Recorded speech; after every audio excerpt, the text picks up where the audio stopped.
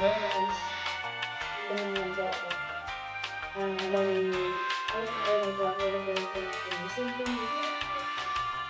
kasi sa nangyari ko sa bansa natin, kaya tayo ng oras. Wala na.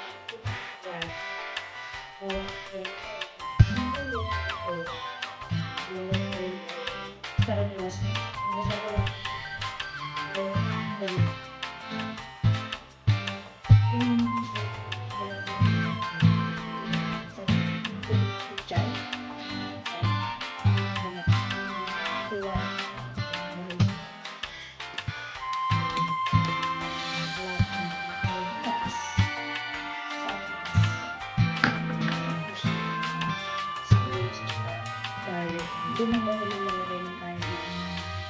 I-release dito. Maglalagay na lang ako ng kunting salt. Maglalagay na lang ako ng asin. Tsaka, syempre, yung normal na ginagamit natin, yung oil. Ayan guys, umpisahan na natin ang pagkakulo ng sardinas. Yun ang nilalagay na ako. Nilagay ko na ako, kaya isasunod ko lang ko yung oil. Ginagawa ko yung mga